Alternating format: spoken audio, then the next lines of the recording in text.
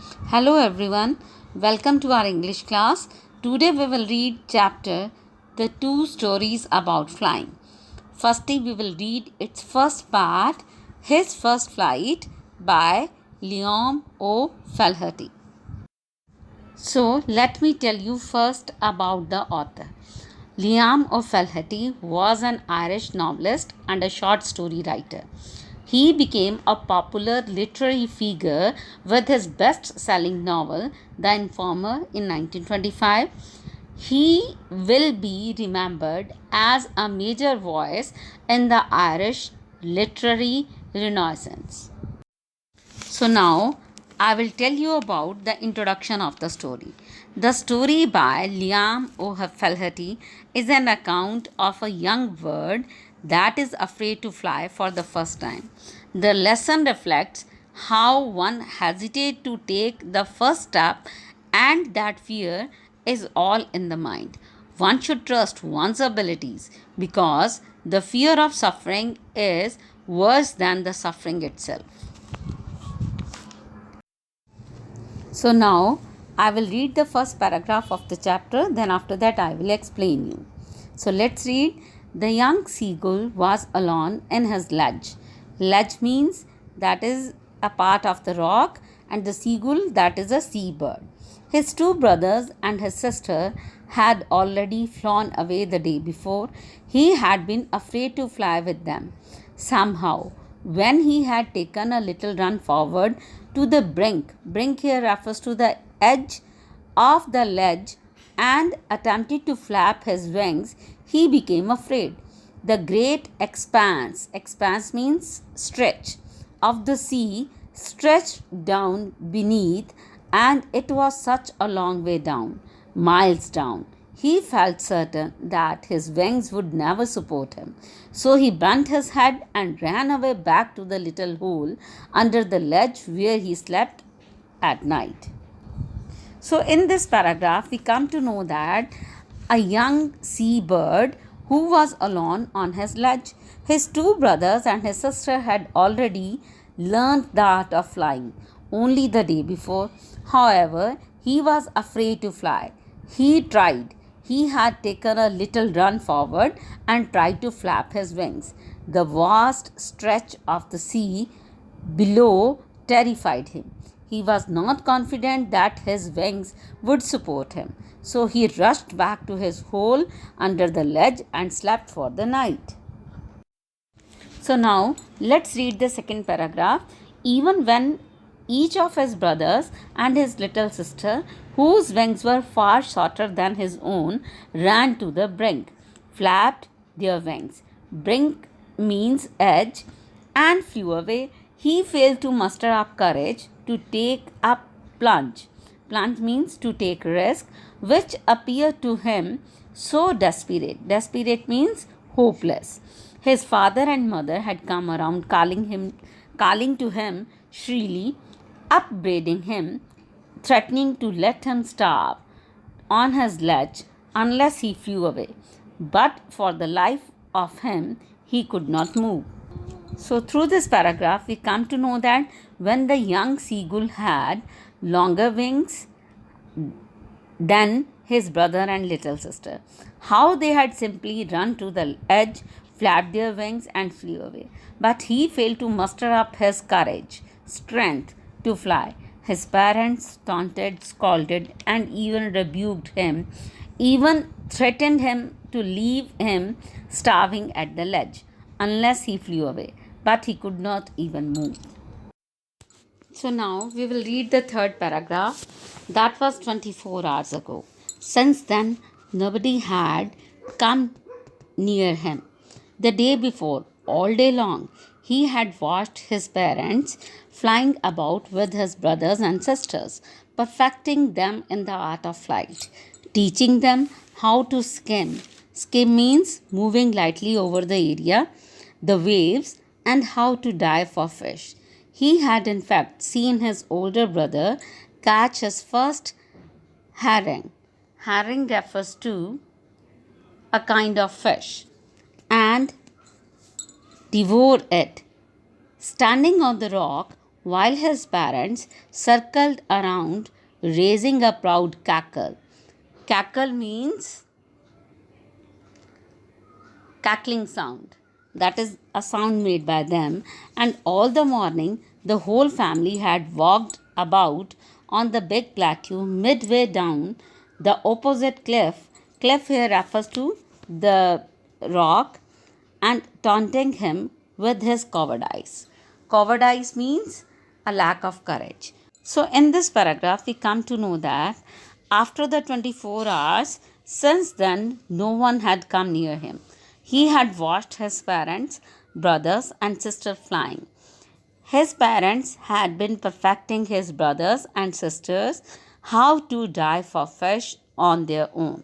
He also saw his older brother how he caught his first prey, that is of fish, and ate it, while his parents circled around him and raising with a loud voice by calling him a coward.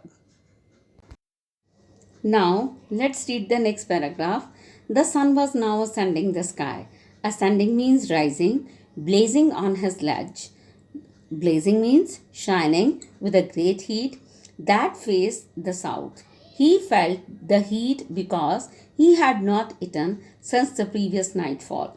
Then he had found a dried piece of mackerel's tail at the end of his ledge. Now there was not a single scrap of food left. He had searched every inch, rooting among the rough, dirt caked straw nest where he and his brothers and sisters had been hatched. Hatched means emerged from the eggshell. He even gnawed at the dried pieces of spotted eggshell. It was like eating a part of himself. So, in this paragraph, we come to know that the sun was rising in the sky and was shining with a great heat. He felt heat because he had not eaten since the previous night. Then he found a dried piece of mackerel's tail at the far end of his ledge. But despite of this, he didn't find anything. He searched everywhere, even in the dirty caked nest, and where he and his brothers and sister hatched, or they emerged from the egg. He even tried to cut at the dry pieces of the eggshell, and it was like eating a part of himself. Now let's read the fifth paragraph. He had been then trotted back and forth from one end to the ledge of the other. His grey body and the color of the cliff means rock, his long grey legs stepping daintily. Daintily means in a delicate manner, trying to find some means of reaching his parents without having to fly. But on each side of him, the ledge ended in a sheer fall in precipice with the sea beneath. And between him and his parents, there was a deep, wide chasm. Chasm refers to steep rock.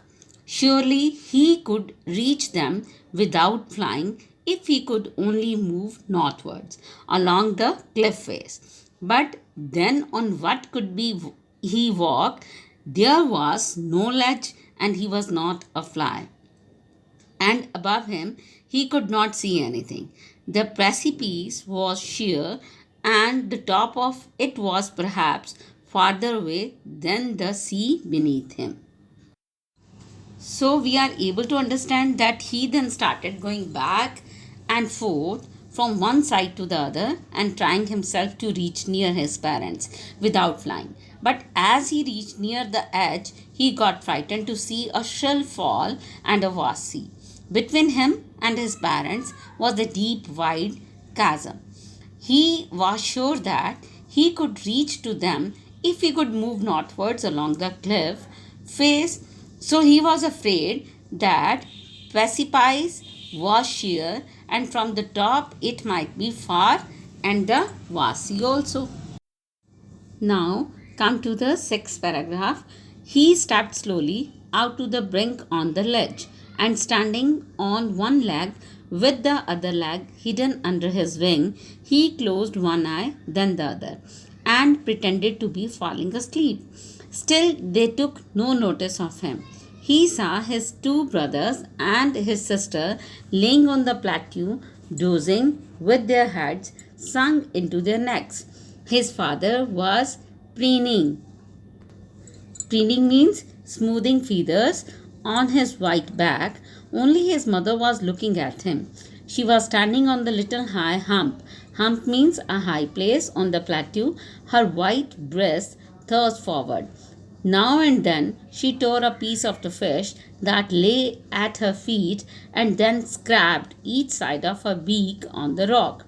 The sight of the food maddened him. How he loved to tear food that way, scraping his beak now again and again to wet it. He uttered a low cackle. Cackle means a sound that is made by them. His mother cackled too and looked over at him. So, in this paragraph, we come to understand that as he had not eaten anything since the previous evening, he tried to attract his parents' attention. He stepped slowly to the corner of the ledge and stood at his one leg and tried to hide his leg under his wing. And he also closed his eyes one by one and making them realize that he was asleep. But his family ignored him. He saw his brother and sister, they were also feeling sleepy there. His father, who was also making his feathers smooth by his beak, was also not paying attention towards him. His mother, who was at a high place of the plateau, looking at him. He saw she was scraping. Scraping means she was rubbing her beak on the rock. He also saw that she was tearing the pieces of fish which was at her feet. He gave out a sound to get attraction towards him. His mother replied in a sound and looked at him. Now let's read the seventh paragraph. Gah, gah, gah, he cried, begging her to bring him some food. Gah, caw, ah, she screamed. Screamed means crying back derisively. Derisively means mockingly. But he kept calling plaintively, and after a minute or he uttered a joyful scream. His mother had picked up a piece of fish and was flying across to him with it. He leaned out eagerly, tapping the rock with his feet, trying to get nearer to her as she flew across.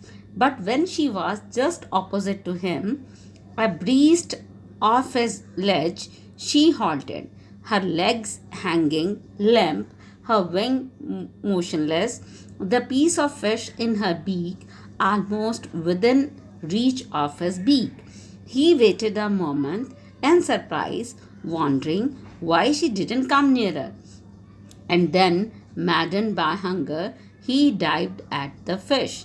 With a loud scream, fell outwards and downwards into space. His mother had swooped upwards. As he passed beneath her, he heard the swish of her wings. So, in this paragraph, we are able to understand that the young seabird who was crying, gah, gah, gah, begging his mother to bring him some food, as he had not eaten anything since the previous night. He was calling sorrowfully and gave a sound and looked at him. But in response, she means his mother, took a piece of fish. She flew across to him with it. He leaned out, tapping the rock with his feet. His mother flew across, trying to get nearer to him. The sight of the food made him mad, as he was hungry. But he could not get at it. He was expressing his joy by eagerly leaning out, tapping the rock with his feet, and trying to get nearer to her as she flew across. As he passed beneath her, he heard the swish sound of her wings. Now let's read the eighth paragraph. Then a monstrous terror seized him, and his heart stood still. He could hear nothing, but it only lasted a minute.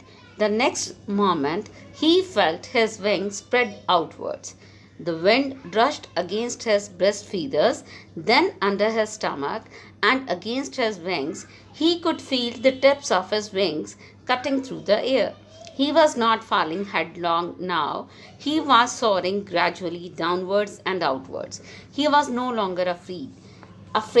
He just felt a bit dizzy. Then he flapped his wings once and he soared upwards. He uttered a joyous scream and flapping them again. He soared higher. He raised his breast and banged against the wind. Ga, ga, ga, ga, ga, ga, call, ah. His mother swooped past him, her wings making a loud noise. He answered her with another scream. Then his father flew over him screaming. He saw his brothers and his sister flying around him, curveting and banking and soaring and diving. So, in this paragraph, monstrous means very fearful, terror means great fear, seized means caught, tips means top part, headlong means head downwards, soaring means flying upwards, gradually means slowly, dizzy means confused, swooped means pounced. Curveting means moving with an action resembling a horse leap. Banking means flying with the one wing higher than the other. So, in this paragraph, we come to know then a great fear caught him. His heart stood still. He could not hear anything, but it only lasted a moment. The next moment, he felt his wings spread outwards. He felt the wind rushed against his breast feathers. Then it rushed under his stomach and against his wings. He was not falling headlong now. He was flying upwards, slowly downwards, and upwards again. He was no longer afraid. He could fly on his own. The bird gave out a joyous scream. He soared higher and called ga ga ga. His mother swooped past over him and said ga call ah. Then his father flew over him screaming. Then he saw his brothers and sisters flying around him. They were rising and jumping around him. Now we will read the next two paragraphs. Then he completely forgot that he had not always been able to fly and commanded himself to dive and soar and covered and shrieking shrilly. He was near the sea now, flying straight over it, facing straight out over the ocean. He also saw a vast green sea beneath him, with little ridges moving over it, and he turned his beak sideways and cawed amusedly. So, in this paragraph, we come to know that he completely forgot that he had not always been to fly. He commanded, he praised himself to dive and jump again, jumping and calling. He was near the sea now, flying straight over it. He saw a vast green sea beneath him. This amused him, and he reacted by turning his beak sideways and cawing happily. His parents and his brothers and sister had landed on this green flooring ahead of him. They were beckoning to him. Beckoning means signaling to him, calling shrilly. He dropped his legs to stand on the green sea. His legs sank into it. He screamed with fright and attempted to rise again, flapping his wings. Fright means full of fear, but he was tired and weak with hunger, and he could not rise. Exhausted by the strange exercise, his feet sank into the green sea, and then his belly touched it, and he sank no farther. He was floating on it, and around him his family was screaming, praising him, and their beaks were offering him scraps of dogfish. He had made his first flight. So, in this paragraph, when he saw his parents and his brothers and sisters came down on this green surface of water ahead of him, they were calling him to do the same thing. He dropped his leg to stand on the green sea, but his legs sank into it. He cried with fear. He tried to rise again by flapping his wings, but he was tired and weak with hunger. He could not rise. His feet was sinking in the green sea. His belly touched but did not sink, and surprised to see that he was floating on it. Around him, his family praising him, and they were offering him the scraps of dogfish. So, in this way, he became successful by making his first flight. So, through this lesson, the author gives a message that no one attains success instantly. Repeated trials and errors lead us to success. Thank you so much. I hope you will be able to understand it very well.